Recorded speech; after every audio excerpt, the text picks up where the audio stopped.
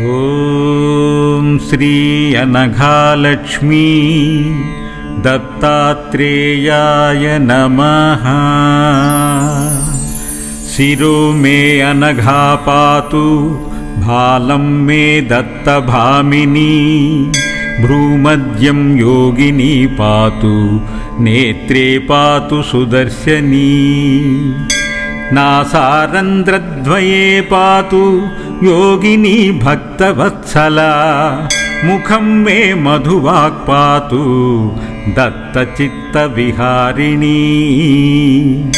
త్రికంఠీ పాతు మే కంఠం వాచం వాచస్పతి ప్రియా। స్కంధౌ మే త్రిగుణా పాతు భుజౌ కమలధారిణీ। करौ सेवारता पातु हृदयं मन्दहासिनी। उदरं अन्नदा पातु स्वयं जानाभिमण्डलम्। कमनीया कटिं पातु गुह्यं गुह्येश्वरी सदा। ऊरु मे पातु जम्भग्नी जानुनी रेणुकेष्टदा। पादौ पादस्थिता पातु पुत्रदा वैखिलं वपुः। वामगा पातु वामाङ्गं दक्षाङ्गं गुरुगामिनी। गृहं मे दत्तगृहिणी बाह्ये सर्वात्मिकावतु। त्रिकाले सर्वदा रक्षेत् पतिशुश्रूषणोत्सुका। जाये मे दत्तवामाङ्गी अष्टपुत्रासुतोऽवतु। गोत्रमत्रिस्नुषा रक्षेदनघा भक्तरक्षणी। यः पठेदनघा कवचं नित्यं भक्तियुतो नरः। तस्मै भवत्यनघाम्बा वरदा सर्वभाग्यदा। वरदा सर्वभाग्यदा। ॐ श्री अनघालक्ष्मी दत्तात्रेयाय नमः। शिरो मे अनघा पातु भालं मे दत्तभामिनी। भ्रूमध्यं योगिनी पातु नेत्रे पातु सुदर्शनी। नासारन्ध्रद्वये पातु योगिनी भक्तवत्सला। मुखं मे मधुवाक् पातु दत्तचित्तविहारिणी। त्रिकण्ठी पातु मे कंठं वाचं वाचस्पति प्रिया। स्कन्धौ मे त्रिगुणा पातु भुजौ कमलधारिणी। करौ सेवारता पातु हृदयं मन्दहासिनी। उदरं अन्नदा पातु स्वयं जानाभिमण्डलम्। कमनीया कटिं पातु गुह्यं गुह्येश्वरी सदा। ऊरु मे पातु जम्भग्नी जानुनी रेणुकेष्टदा। पादौ पादस्थिता पातु पुत्रदा वैखिलं वपुः। वामगा पातु वामाङ्गं दक्षाङ्गं गुरुगामिनी। गृहं मे दत्तगृहिणी बाह्ये सर्वात्मिकावतु। त्रिकाले सर्वदा रक्षेत् पतिशुश्रूषणोत्सुका। जाये मे दत्तवामाङ्गी अष्टपुत्रासुतोऽवतु। गोत्रमत्रिस्नुषा रक्षेदनघा भक्तरक्षणी।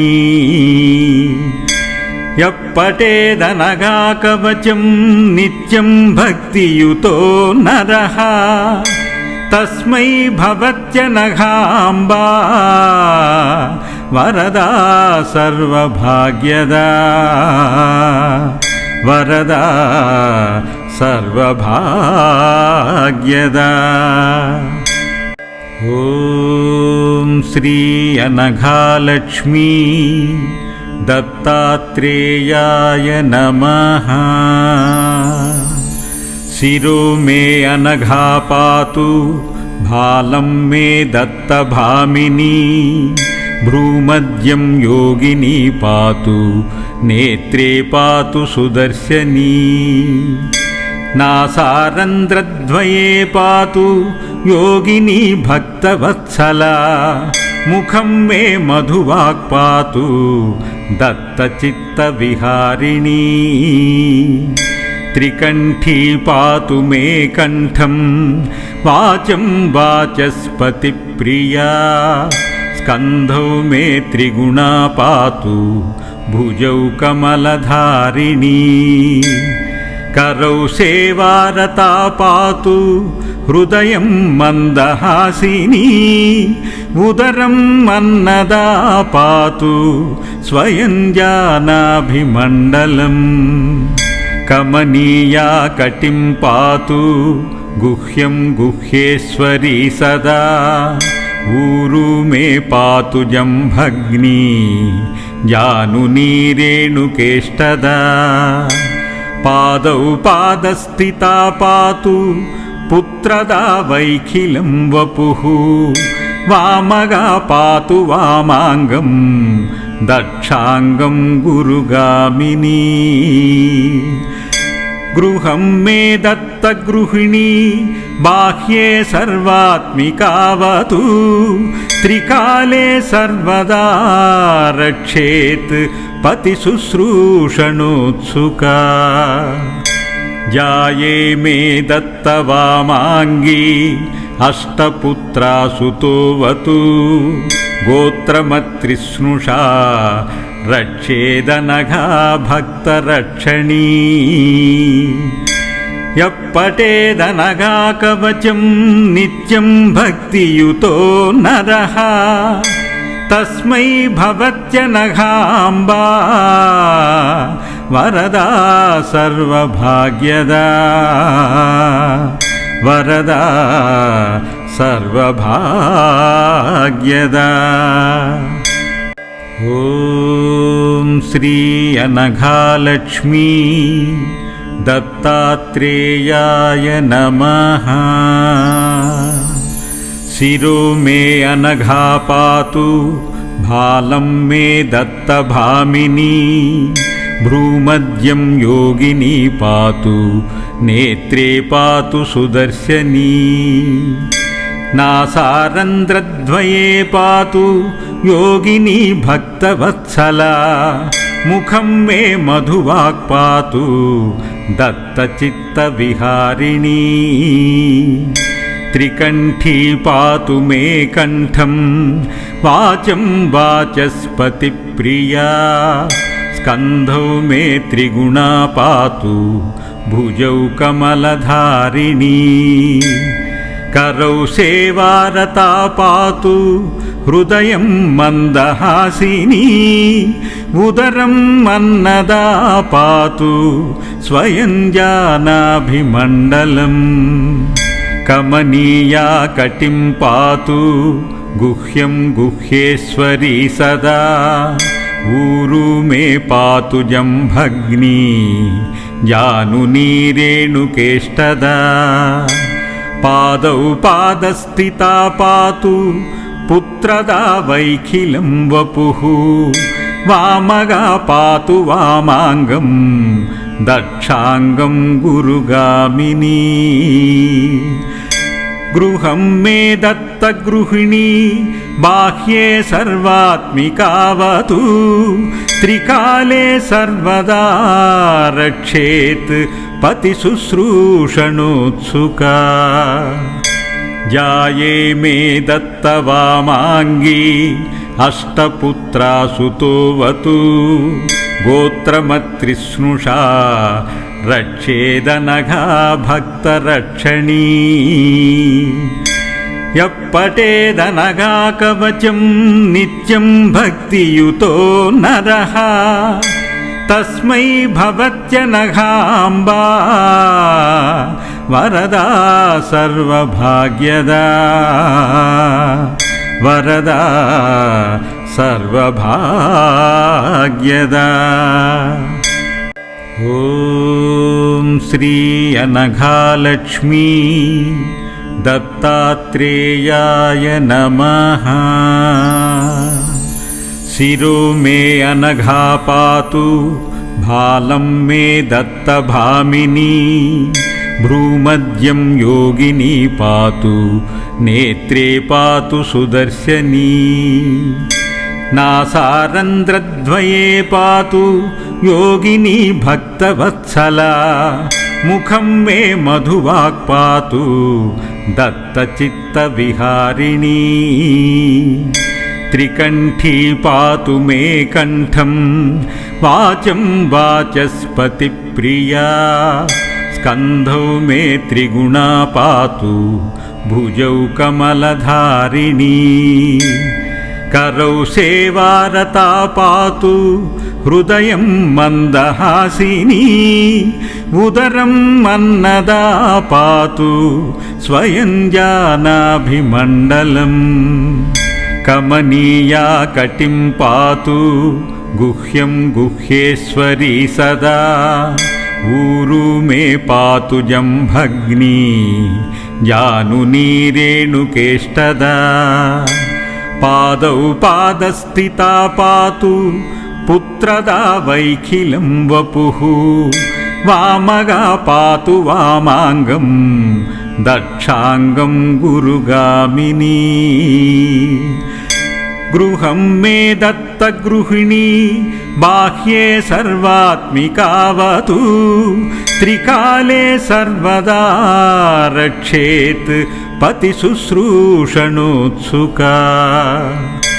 जाये मे दत्तवामाङ्गी अष्टपुत्रासुतोऽवतु गोत्रमत्रिस्नुषा रक्षेदनघा भक्तरक्षणी यः पठेदनघाकवचं नित्यं भक्तियुतो नरः तस्मै भवत्यनघाम्बा वरदा सर्वभाग्यदा वरदा सर्वभाग्यदा। ॐ श्री अनघालक्ष्मी दत्तात्रेयाय नमः। शिरो मे अनघा पातु भालं मे दत्तभामिनी भ्रूमध्यं योगिनी पातु नेत्रे पातु सुदर्शनी नासारन्ध्रद्वये पातु योगिनी भक्तवत्सला मुखं मे मधुवाक् पातु दत्तचित्तविहारिणी त्रिकण्ठी पातु मे कण्ठं वाचं वाचस्पतिप्रिया स्कन्धौ मे त्रिगुणा पातु भुजौ कमलधारिणी करौ सेवारता पातु हृदयं मन्दहासिनी उदरं अन्नदा पातु स्वयं जानाभिमण्डलम् कमनीया कटिं पातु गुह्यं गुह्येश्वरी सदा ऊरु मे पातु जम्भग्नी जानुनी रेणुकेष्टदा पादौ पादस्थिता पातु पुत्रदा वैखिलं वपुः वामगा पातु वामाङ्गं दक्षाङ्गं गुरुगामिनी गृहं मे दत्तगृहिणी बाह्ये सर्वात्मिकावतु त्रिकाले सर्वदा रक्षेत् पतिशुश्रूषणोत्सुका जाये मे दत्तवामाङ्गी अष्टपुत्रासुतोऽवतु गोत्रमत्रिस्नुषा रक्षेदनघा भक्तरक्षणी यप्पठेदनघा कवचं नित्यं भक्तियुतो नरः तस्मै भवत्यनघाम्बा वरदा सर्वभाग्यदा वरदा सर्वभाग्यदा। ॐ श्री अनघालक्ष्मी दत्तात्रेयाय नमः। शिरो मे अनघा पातु भालं मे दत्तभामिनी भ्रूमध्यं योगिनी पातु नेत्रे पातु सुदर्शनी नासारन्ध्रद्वये पातु योगिनी भक्तवत्सला मुखं मे मधुवाक् पातु दत्तचित्तविहारिणी त्रिकण्ठी पातु मे कण्ठं वाचं वाचस्पतिप्रिया स्कन्धौ मे त्रिगुणा पातु भुजौ कमलधारिणी करौ सेवारता पातु हृदयं मन्दहासिनी उदरं अन्नदा पातु स्वयं जानाभिमण्डलम् कमनीया कटिं पातु गुह्यं गुह्येश्वरी सदा ऊरु मे पातु जम्भग्नी जानुनी रेणुकेष्टदा पादौ पादस्थिता पातु पुत्रदा वैखिलं वपुः वामगा पातु वामाङ्गं दक्षाङ्गं गुरुगामिनी